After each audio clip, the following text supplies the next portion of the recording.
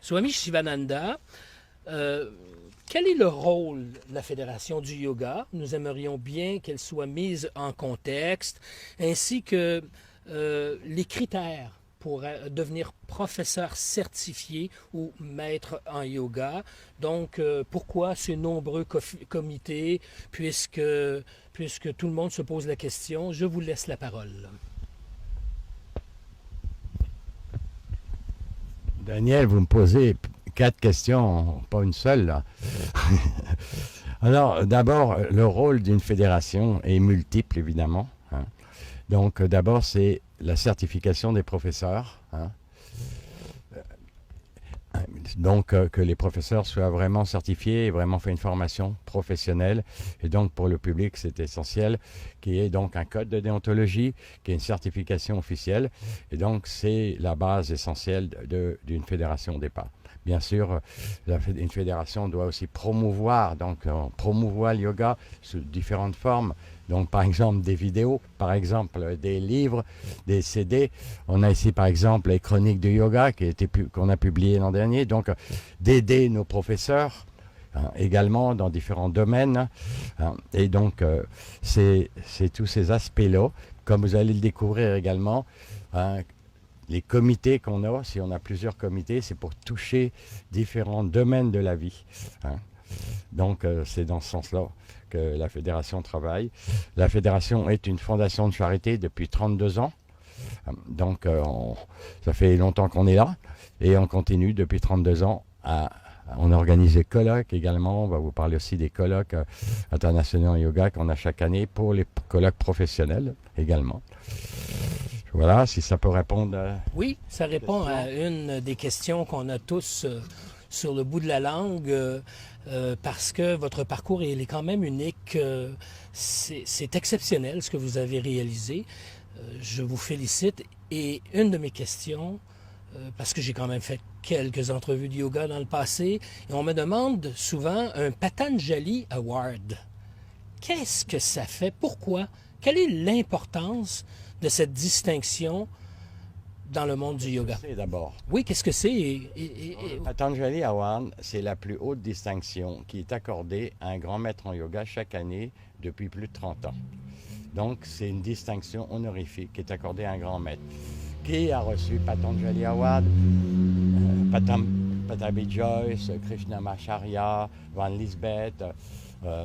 Donc, tous ces gens-là ont reçu une année le Patanjali Award. Alors, j'étais très honoré de recevoir le Patanjali Award. Évidemment, je ne m'attendais jamais à ça. Moi, je fais juste mon travail pour faire connaître au monde le yoga. Et ça depuis à peu près 45 ans. Et pour devenir professeur de yoga, pour être reconnu, certifié auprès de la Fédération francophone de yoga, comment ça fonctionne? Eh bien, pour être certifié, il y a donc évidemment un code professionnel. Donc, il faut faire un minimum de 300 heures de formation qui doivent être certifiées par la fédération, hein. Donc, sinon, on invente des formations. Non, il faut que la formation soit certifiée par la fédération, donc officielle, hein. Donc, les personnes doivent suivre avec une école certifiée. On a plus de 50 écoles certifiées dans le monde francophone. Ils doivent suivre une formation professionnelle.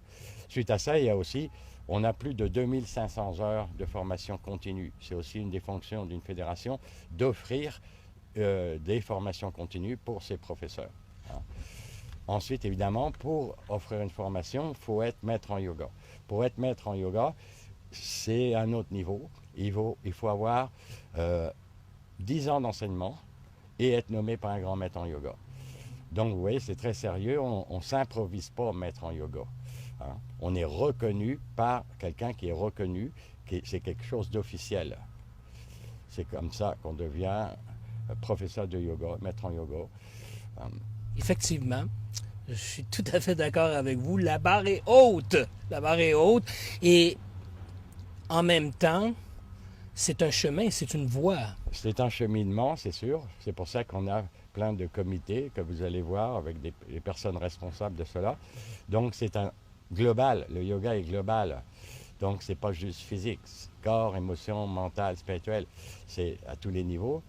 Et ça doit toujours inclure ces différents niveaux. Quel que soit mon niveau de yoga, ça doit toujours être là. Hein. Et les comités. Parlons-en un tout petit peu avant qu'on aille justement en détail avec chacun et chacune. On a plusieurs comités que vous allez rencontrer. Il y en a quelques-uns qui ne sont pas là. Donc, on a un comité interspirituel, on a un comité pour le colloque, on a un comité yoga et handicapé, un comité sciences et yoga. Donc, on a tous ces différents comités avec des personnes qui s'en occupent. Là, c'est les dirigeants des comités. Hein. Comité yoga aîné, comité yoga enfant. Donc, pour dynamiser ces aspects-là, hein, que ce soit au niveau des formations, que ce soit au niveau du public, que ce soit au niveau de documents.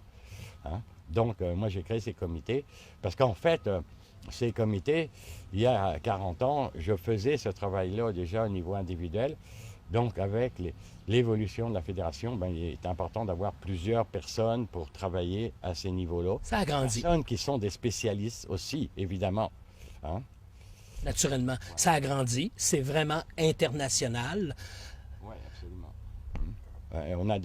On est international, on est reconnu dans le monde entier. On s'occupe, nous, des pays francophones, par contre, mais on est reconnu partout dans le monde. Merci beaucoup, Swami Saishivananda. Maintenant, je suis avec Swami Vinananda. Bonjour. Bonjour. Swami Vinananda, au colloque, vous avez un rôle qui est très important. Parlez-nous-en un tout petit peu. Ça fait partie des formations continues qui sont offertes aux membres de la Fédération. Oui. Nous organisons avec la Fédération francophone de yoga un colloque à chaque année où c'est un grand privilège de tous les professeurs de yoga de se rencontrer pendant cette belle journée. On aborde des thèmes différents comme le yoga thérapeutique, les 4 voies du yoga, plusieurs thèmes. À chaque année, le thème est discuté avec le CA de la Fédération et puis nous organisons le colloque à cet effet. Donc les professeurs se rencontrent, tous les professeurs de yoga sont bienvenus à cette journée extraordinaire qui est dédié pour eux. Et les gens qui désirent aller davantage en profondeur dans le yoga sont bien sûr bienvenus à notre colloque annuel. Merci beaucoup, Swami Vinananda. Dites-moi, il y a différentes thématiques. Sans aller dans les détails, donnez-nous des exemples, s'il vous plaît, de thématiques qui sont abordées. Et tout de suite après ça, nous parler un peu de yoga thérapeutique aussi. Comme je vous mentionnais au début, les thématiques, le prochain colloque, ça va être sur les 4 voies du yoga. Nous avons une thématique qui est différente à chaque année. Bien sûr, au sein de la Fédération francophone de yoga, nous avons un comité de yoga thérapeutique. Et dans le comité de yoga thérapeutique, en 2007, nous avons eu un colloque sur le yoga thérapeutique. Et suite à ça, nous avons plusieurs membres de Yogacharya ont écrit dans le livre du yoga thérapeutique qui est disponible, qui est juste ici, le yoga thérapeutique appliqué, où on retrouve plusieurs thèmes de yoga thérapeutique dans ce livre. Nous allons pouvoir regarder au niveau de la méditation, du pranayama.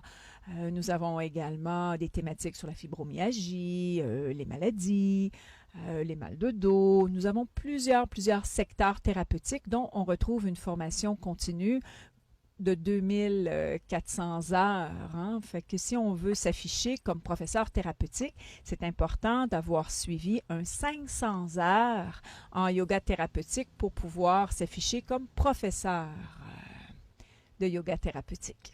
On ne s'improvise pas comme ça, yoga thérapeute, vous l'avez mentionné, c'est une formation qui est sérieuse, c'est pratique. Vous n'avez pas peur quand même là qu'il y ait des mésinterprétations? Comment la Fédération francophone de yoga fait-elle pour s'assurer de l'intégrité de la transmission? La fédération, avec un comité, une personne va déposer son projet de formation continue en yoga thérapeutique et par la suite, elle est certifiée. Donc, chaque formation de yoga thérapeutique est certifiée par la Fédération francophone de yoga. Donc, on s'assure à une qualité de formation continue quand c'est adossé par la Fédération francophone de yoga. Merci beaucoup. Swami Vinananda, vous organisez, vous êtes au centre de l'organisation du colloque annuel de la Fédération francophone de yoga. C'est une invitation sur le site de la Fédération. Tous les détails et figures y incluent les formations yoga thérapeutique. Merci beaucoup. Ça me fait un grand plaisir. Fait que je vous invite à visualiser le site de la Fédération francophone de yoga et de vous revoir au comité annuel que nous avons à chaque année. Om Shanti. J'ai avec moi Swami Vijnananda. Bonjour. Bonjour Daniel. Alors, on parle spiritualité. On parle d'un sujet qui est vraiment, vraiment intéressant parce que ça rejoint beaucoup de personnes. On parle d'éveil spirituel. Vous êtes membre du comité spirituel. Comment ça fonctionne, un swami? Parce que on entend ça et puis des fois, ça peut amener des questions. Parlez-nous un peu de ce chemin spirituel que vous avez parcouru vous-même et que vous aidez les autres aussi à accomplir. Alors d'abord, le comité spirituel est axé surtout sur un petit peu d'être les gardiens, si on pourrait dire, de l'essence, de la pureté. On sait que de nos jours, le yoga est devenu très à la mode et on veut éviter la commercialisation à l'extrême. On ne veut pas empêcher la commercialisation, mais si on peut garder contact avec les racines, avec la pureté, comme Vinananda a mentionné, à ce moment-là, ce comité-là est là pour veiller à travers les enseignements pour toujours mettre en lumière cet aspect spirituel du yoga, qui est finalement l'essence de toute la démarche du yoga que moi-même j'ai entreprise et que on a tous le plaisir, tous les membres du comité sont des swamis. Et votre question concernant les swamis, ce sont des êtres qui ont consacré leur vie, ont choisi de consacrer leur vie à la transmission des outils, des clés, de la connaissance de soi pour permettre aux individus, aux êtres humains de mettre cette spiritualité-là dans leur vie humaine. Et donc, un swami, ça ne s'improvise pas. Quelle est la différence entre, par exemple, on entend aussi professeur, enseignant, maître en yoga. Il y a une distinction entre un maître en yoga et un swami? Oui, tout à fait. Donc, le maître en yoga, c'est finalement une reconnaissance d'un enseignant qui enseigne les styles de yoga. Je crois qu'on va en parler peut-être tantôt. Donc, le maître en yoga a été nommé par un grand maître en yoga qu'on appelle Yogacarya. Et à ce moment-là, ce maître en yoga-là a la capacité de former, lui, des professeurs de yoga. Tandis que le swami, c'est quelqu'un qui transmet, qui va être aussi un instructeur. J'aime bien distinguer entre instructeur et professeur. Donc, l'instructeur va accompagner les gens dans leur démarche spirituelle pour faire en sorte que le yoga soit au-delà de simplement des postures physiques, au niveau technique. Hein. Le professeur de yoga ou le Yogacarya, maître en yoga, va former d'excellents professeurs au niveau technique. Il va les accompagner aussi pour former ces professeurs-là dans la voie du yoga. Et le swami a une mission, si on pourrait dire, un peu plus large de transmettre son chemin de vie et qui a un impact sur l'essence plus spirituelle, si on pourrait dire, et plus spécifique par rapport à la dimension du maître en yoga. Je comprends, merci beaucoup. Donc, si je continue dans cette réflexion, parce qu'on parle d'un swami, une vocation finalement. Oui, tout à fait. Est-ce que à ce moment-là, parce qu'on se retrouve avec tellement de sortes de yoga, je vais vous épargner les sortes de yoga qu'on peut entendre, lire et voir. Quelle est la différence entre... Comment on fait là, pour distinguer tout ça? Parce qu'il y a différents styles. Effectivement. Donc, le maître en yoga auquel on vient de parler, à ce moment-là, lui, va enseigner différents styles de yoga. Il peut y en avoir un ou plusieurs styles de yoga qui sont des façons d'aborder l'enseignement du yoga. Versus les voies du yoga. Donc, les voies du yoga, le swami va être plus porté à être dans la transmission de ces voies-là qui sont moins nombreuses et qui accordent une place plus grande à la spiritualité, tandis que les styles de yoga vont mettre l'accent sur les techniques, donc les techniques de pranayama, de yoga nidra, d'asana, et selon les personnalités de l'enseignant et selon aussi la personnalité des élèves que cet enseignant-là va offrir son enseignement. Merci. Merci. Autre question. Votre rôle à la Fédération. Donc, il y a un code de déontologie. Pouvez-vous nous en parler un tout petit peu, s'il vous plaît? Oui. Donc, le code de déontologie, c'est créé spécialement pour faire en sorte de s'assurer que les professeurs de yoga, dans leur pratique professionnelle, parce qu'on est des professionnels en tant que professeurs de yoga, soient bien encadrés. Donc, autant pour le public, lorsque ces gens-là suivent un cours de yoga par un professeur accrédité, ils peuvent avoir confiance que ce professeur est soumis à un code de déontologie et ce code-là va assurer une qualité, dans le fond, de l'enseignant et de l'enseignement aussi. Alors, est-ce qu'on peut dire que vous appliquez ce code de déontologie? Comment ça fonctionne là, pour s'assurer ce qu'il soit respecté? Alors, le code de déontologie, dans le fond, il y a le conseil d'administration et ce conseil d'administration, chapeauté par notre président. S'il y a des cas particuliers, à ce moment-là, bien entendu, on doit reviser chacun des cas pour appliquer les recommandations face à la situation que la déontologie sollicite à ce moment-là. Merci beaucoup. Merci. Ma prochaine invitée, Swami Madhurananda, membre aussi du conseil d'administration de la Fédération francophone de yoga, s'occupe de plusieurs. Elle a plusieurs chapeaux, elle a plusieurs cordes à son arc. Bonjour, bonjour Madhura. Bon, c'est un plaisir de vous revoir. Les enfants, on va commencer avec le yoga pour les enfants, votre passion. Parlez-nous un peu de ce travail que vous faites et comment il se cadre dans le contexte de la Fédération francophone de yoga. Eh bien, écoutez, de toute façon, c'est simple. Le yoga, c'est pour tout le monde. C'est bien ce qu'a dit notre président tout à l'heure. Et commencer par enseigner le yoga aux enfants, c'est quelque chose de primordial. Et d'ailleurs, j'ai été nommée donc responsable du comité yoga pour enfants pour faire en sorte de faire intégrer le yoga à l'école. Ça, c'est un rêve pour moi puisque j'ai été enseignante. C'est vrai que j'ai eu du succès. Pour moi, le succès a été pour les enfants parce que j'ai vu énormément de progrès chez eux du fait que je leur faisais pratiquer du yoga. Et l'école était calme, les enfants étaient calmes, ils étaient réceptifs, ils apprenaient bien en fait. Bon, je ne vais pas vous en parler pendant 3 heures, je n'arrêterai pas, c'est un sujet que j'aime. Mais c'est ça, donc j'ai cette responsabilité au niveau donc, de la fédération de faire en sorte, avec plusieurs personnes autour de moi, de faire intégrer le yoga à l'école au Québec. Ce serait fantastique, n'est-ce pas? Ce serait effectivement très fantastique, ce serait même très bienvenu. Et certaines personnes, justement dans le milieu de l'éducation, vont souvent dire, ben en réalité, on offre déjà du sport, des activités sociales à nos enfants. On n'a pas besoin de yoga. Qu'est-ce qu'on leur répond?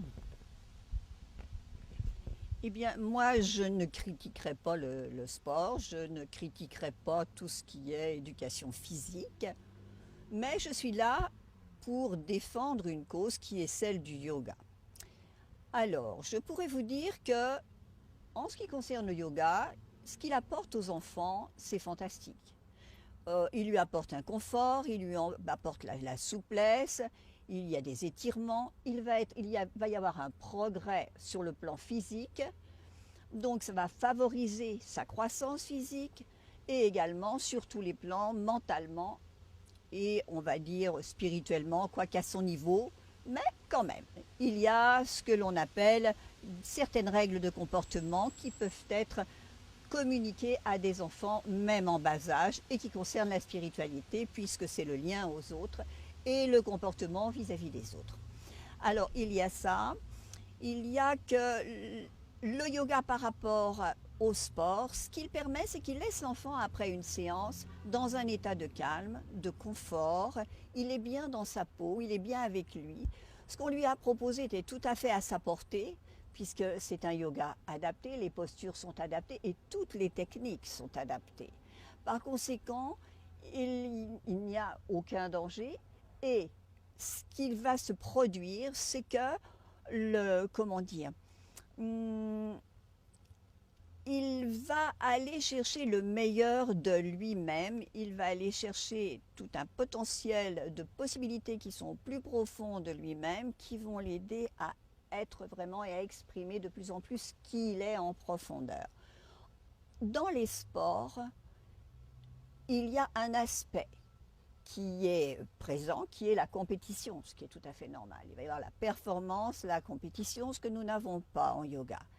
Et quand il y a un échec pour l'enfant, obligatoirement, il va enregistrer quelque chose de négatif qui peut nuire à l'image qu'il a de lui-même. Et ce qu'il va faire, s'il a plusieurs échecs, c'est en arriver à avoir moins de confiance en lui et à se refermer. Par conséquent, ce n'est pas ce que l'on propose en yoga. Alors, je ne dis pas le yoga est supérieur à toute éducation sportive et physique, ce n'est pas mon message. Sauf que j'y ai d'ailleurs travaillé au niveau de la commission scolaire de Montréal. Des professeurs d'éducation physique m'ont justement demandé de leur communiquer des routines de 20 minutes, car ils en avaient eu conscience de ça. Que certaines fois, les élèves retournaient en classe la tête basse. Par conséquent, ils avaient transporté avec eux ces impressions négatives d'échec et ils étaient beaucoup moins disponibles en classe pour les apprentissages, pour écouter leurs professeurs. Donc, ils voulaient amener le yoga, vous voyez, pour permettre de travailler par le biais de la respiration, par le biais de techniques, à effacer ces impressions négatives. Et voilà. Vous avez bien décrit comment le yoga peut s'intégrer à l'école et comment, en fait, dans quel but, hein, dans quel but. Merci beaucoup, c'est très apprécié. J'aimerais passer au prochain sujet, puisque vous avez plusieurs cordes à votre arc. On va parler des aînés un tout petit peu. Alors, pour les aînés, on pourrait dire que le but du yoga est toujours le même, la réalisation. Sauf que pour eux, bon, ils sont âgés, souvent ils sont refermés sur eux, ils ont terminé leur activité professionnelle. Eh bien le yoga, ce que ça représente pour eux, c'est un renouveau. Un renouveau parce que ils vont redévelopper une certaine aisance dans leur corps. On va également leur permettre par les respirations et d'autres visualisations de se libérer d'un fardeau qu'ils ont intérieurement, on va dire, cumulé pendant toute une vie. Et tranquillement, ce que l'on voit d'une séance à l'autre, naître sur leur visage, c'est plus de paix, plus de calme, voire même jusqu'à de la joie. En fin de compte, ce qu'on leur fait faire est très simple. Ils en prennent conscience, ça leur fait plaisir, ils sont de nouveau capables et ils développent en même temps l'espoir de pouvoir faire autre chose et beaucoup vont d'ailleurs avoir de nouveaux projets. S'il vous plaît, décrivez-nous ce qu'est l'Ayurveda. L'Ayurveda, c'est-tu du yoga? Le yoga, c'est-tu de l'Ayurveda? S'il vous plaît, décrivez-nous le lien entre le yoga et l'Ayurveda. Alors, l'Ayurveda, étymologiquement, c'est la science de la vie, mais c'est aussi un système thérapeutique traditionnel de l'Inde. C'est aussi une médecine. Et c'est vrai qu'on l'associe au yoga. Il faut voir que l'Ayurveda travaille, c'est un système thérapeutique qui travaille à la fois sur le plan physique, sur le plan mental et sur le plan spirituel. Donc on peut déjà comprendre son lien avec le yoga. D'ailleurs, les deux partagent le même but, la réalisation de soi. Alors que l'Ayurveda est le système de guérison qui permet cette réalisation de soi, le yoga, c'est la science de la réalisation de soi.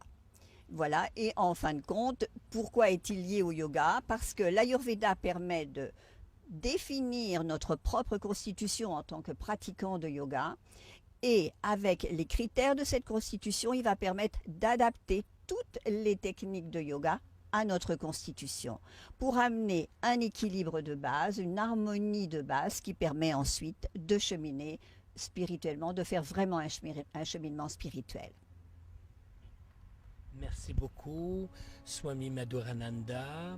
Maintenant, nous avons aussi Anne Christiananda, Swami Christiananda. Merci beaucoup de vous déplacer comme ça. Le président de la fédération est initié dans plusieurs voies du yoga. L'historique, les voies spirituelles aussi qu'il a créées avec le comité interspiritualité afin de rassembler ces voies et d'établir un lien entre tout cela. Comment vous vous situez auprès de la fédération en termes du comité que vous représentez? Bien, en fait, pour le comité interspirituel, c'est pour d'abord mettre l'emphase sur la dimension spirituelle du yoga, puis aussi le fait que la spiritualité est vraiment intrinsèque au yoga. Maintenant aussi, c'est pour un peu aller plus loin que dans juste le yoga, les postures, et comprendre l'être humain dans sa globalité. C'est impossible de penser que l'être humain n'est qu'un corps physique et une personnalité. Fait que c'est vraiment dans cette optique-là que le yoga va chercher beaucoup d'aspects et c'est pourquoi que même moi, en faisant mon doctorat en spiritualité, j'ai voulu comprendre l'être humain dans cette quête d'évolution de soi qui est intrinsèque à la spiritualité. Est-ce que vous avez trouvé dans vos recherches et les enseignements que vous promulguez et votre rôle auprès de la Fédération francophone de yoga que le mot spiritualité est souvent mal utilisé? Comment on décrirait? Bon, oui, effectivement. D'abord, il y a effectivement beaucoup encore de préjugés. Juste entendre le mot spiritualité, pour certaines personnes, ça va être associé à un mouvement religieux, à une croyance et à un système de croyances qui pourrait contraindre la personne. Donc, c'est comme si automatiquement, c'est associé à quelque chose qui brime la liberté de l'individu. Alors ça peut en soi être un obstacle, mais il faut se rappeler que d'abord et avant tout, la spiritualité, c'est une expérience intérieure. Ça n'a rien à voir avec la croyance. Et l'autre chose aussi qui est un autre préjugé, c'est que il y en a qui vont taxer la spiritualité comme d'ésotérisme. Ils vont associer la spiritualité à l'ésotérisme et ça va être soit des gens qui sont déjà très encadrés dans un milieu religieux ou encore des gens qui s'intéressent au spirituel mais sans le religieux et qui vont privilégier toutes les thématiques qui vont avoir l'étiquette spirituelle, comme par exemple communiquer avec des défunts, les messages de canalisation, le pouvoir des pierres, les cristaux, la télépathie, les pouvoirs paranormaux. Fait que ça, c'est un peu ces deux genres de références générales qu'on a avec la spiritualité, alors que il faut voir que le fondement, déjà ça, le fait que ça se situe un petit peu dans les deux polarités, soit très religieux, soit très ésotérique, ça relève d'une forme encore d'ignorance de la spiritualité en tant que discipline, d'étude même, comme au siècle passé, la psychologie a pu devenir une science qu'on étudie. La spiritualité est appelée à être un domaine, un champ d'étude comme tel. Ce n'est pas la religion qui doit être comme telle étudiée, mais la spiritualité, parce que dans la spiritualité, il y a des religions. Alors, c'est encore posé à l'envers aujourd'hui dans plusieurs universités canadiennes d'ailleurs. Donc, vous faites une distinction entre ce qui est spirituel, interspirituel et religieux? Oui, il y a une distinction entre le interreligieux et le interspirituel. Si on prend par exemple certains comités qui vont faire l'interreligieux, l'accent va être beaucoup mis sur ouvrir à la tolérance de la différence dans le système de croyance lui-même. C'est surtout ça dans un premier niveau. Et l'interspirituel, lui, c'est de vraiment expérimenter et voir que dans toute forme religieuse, il y a un élan pour accéder à la psyché humaine et faire la connexion avec qui on est vraiment. Donc, par exemple, si on parle de la dimension christique de l'être, bien, on pourrait penser que c'est relié au religieux. Non, c'est un élément spirituel et on pourrait parler de la dimension du gourou intérieur, le Bouddha.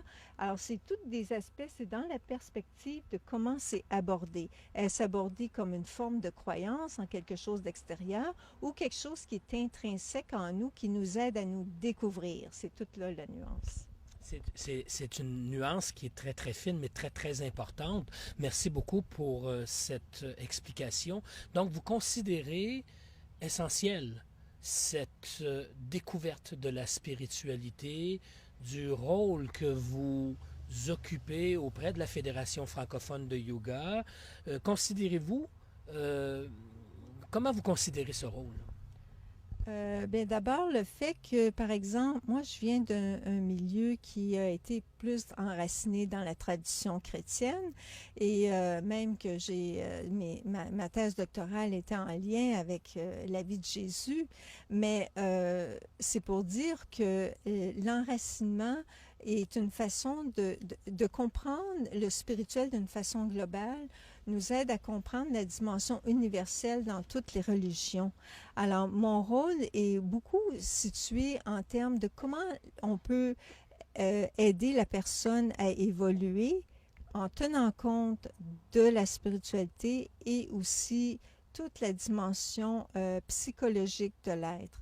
Donc, oui, c'est ça.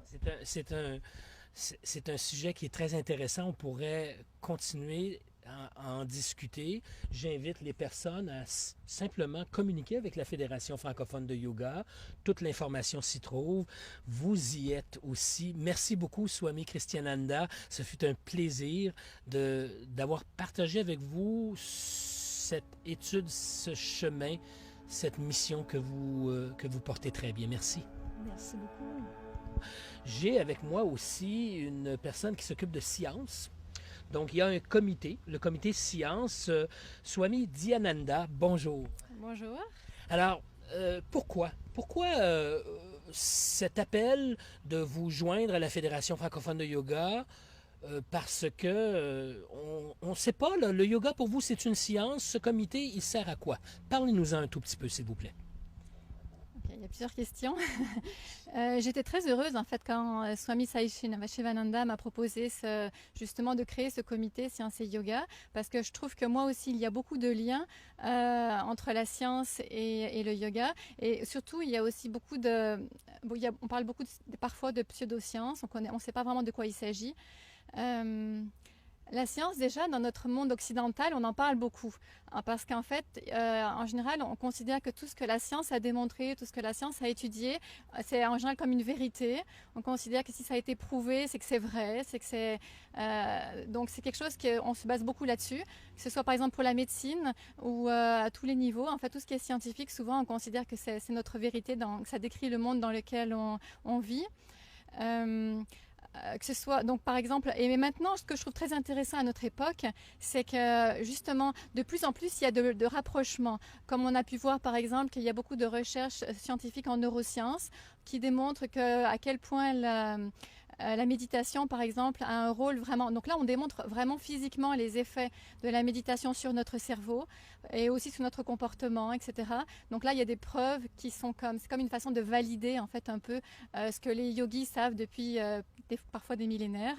Donc il y a comme une preuve qui peut convaincre certaines personnes qui sont des fois un peu hésitantes, qui ont besoin de preuves.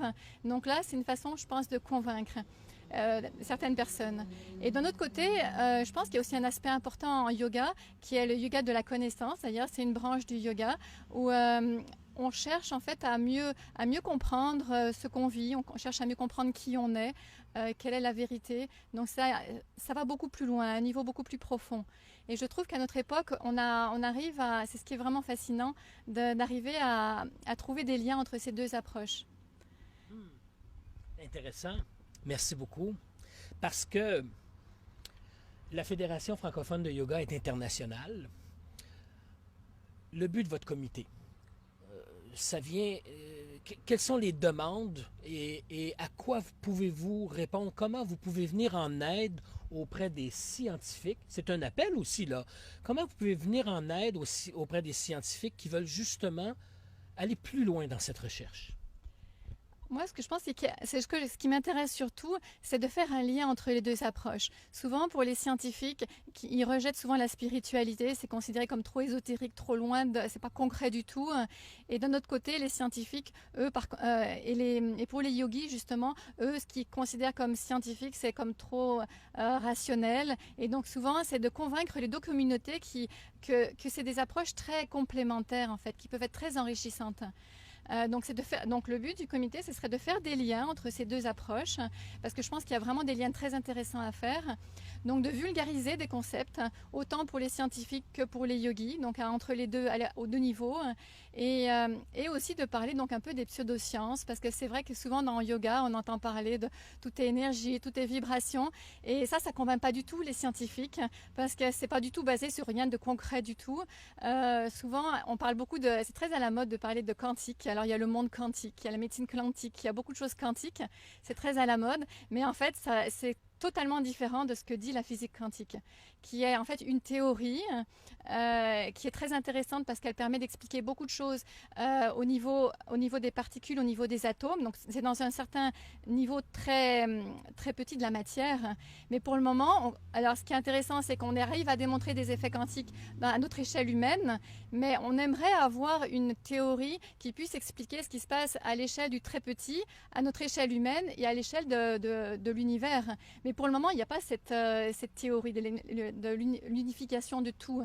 Donc, c'est pour ça qu'il faut faire attention à ce qu'on parle. Quand on utilise des termes scientifiques, de voir quelle est la source.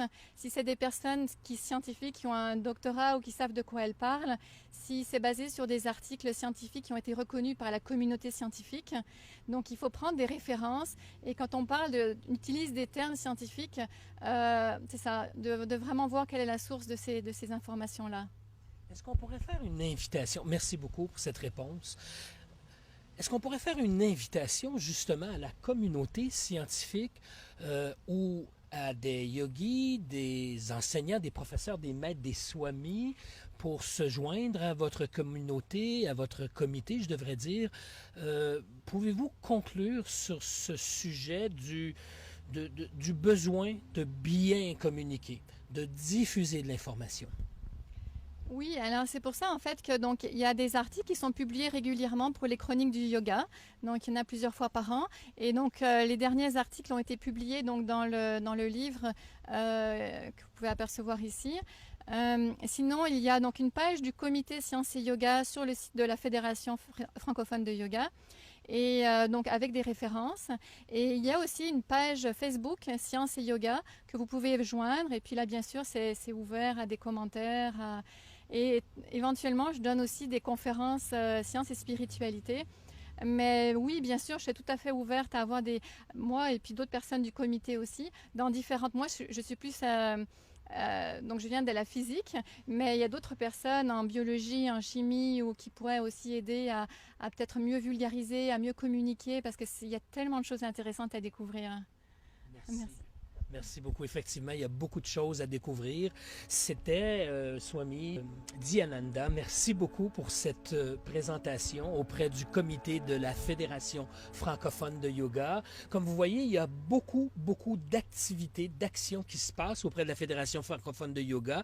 Naturellement, on peut pas éviter de parler de paix parce que le yoga, c'est l'union, le yoga, c'est la paix. Et j'ai avec moi Swami Shantyananda. Merci beaucoup de nous parler de votre mission et de la mission que vous représentez, s'il vous plaît.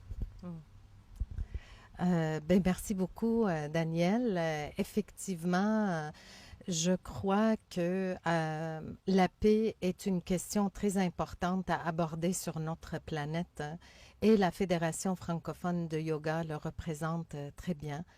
Parce qu'il y a une histoire, il y a un historique. Vous n'êtes pas ici tout par hasard. Non. Non, vous n'êtes pas la fédération qui veut. Non, effectivement. Et moi, je m'intéresse bien sûr beaucoup à tout ce qui est notion paix, attitude paix, la planète et la paix à cause de mon vécu, que j'étais un enfant soldat dans une guerre civile. Et quand je voulais comprendre, justement, me comprendre et comprendre l'être humain, quand je voulais comprendre pourquoi, est-ce que toutes les guerres sur cette planète existent?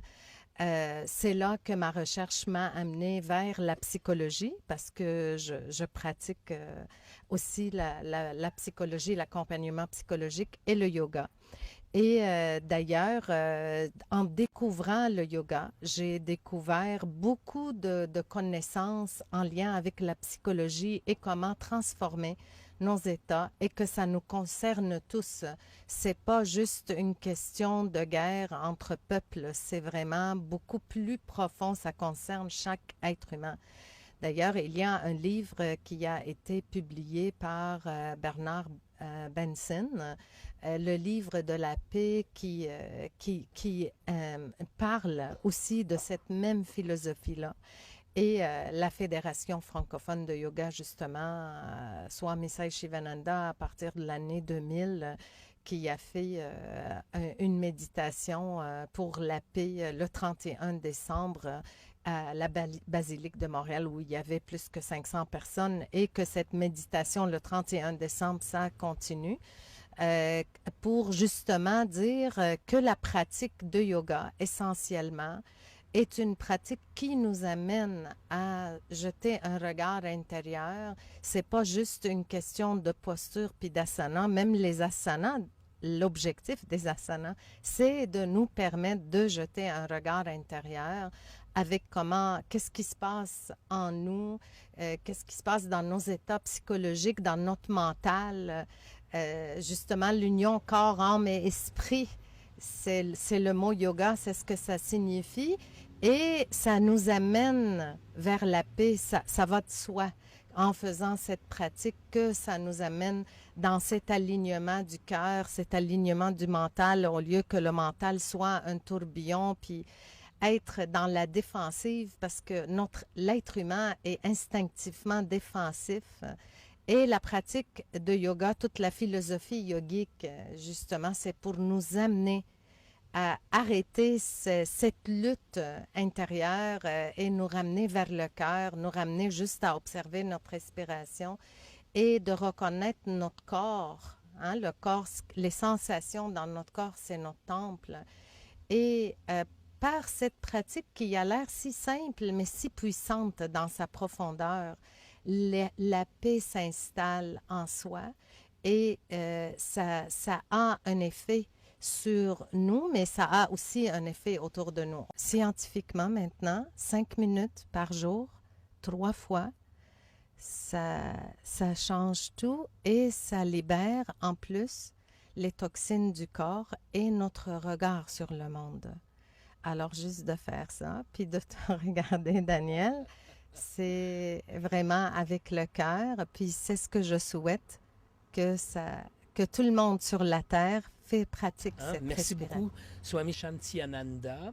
En fait, je vais utiliser un peu ma feuille pour remercier tout le monde et je vais demander à Swami Sai Shivananda aussi de nous parler des comités qui ne sont pas représentés ici aujourd'hui, mais qui sont quand même vibrants et toujours aussi présents. Swami Sai Shivananda, nous avons vu qu'il y a comité auprès de la Fédération. Il défile au bas de l'écran. Nous savons comment vous rejoindre. Il y a d'autres comités ici qui sont aussi actifs. Pouvez-vous nous en parler un tout petit peu et aussi nous donner le mot de la fin, un souhait auprès de la Fédération? Oui, il y a quelques autres comités comme Yoga et Handicapés, par exemple. Donc, on développe tous ces comités pour être plus efficaces. Et le mot de la fin, c'est très simple. Je pense que vous avez vu que le yoga, c'est pour tout le monde, hein, sans limite d'âge, de conditions. Et on est là pour servir l'humanité, seulement pour servir. Notre objectif, on est là pour vous.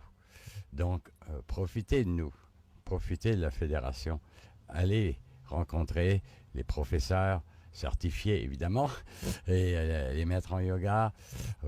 Venez au colloque, procurez-vous les documents de la fédération. Tout ça, c'est pour vous qu'on le fait, c'est tout. Alors, je vous remercie de votre écoute. Merci Daniel. Merci à tout le monde.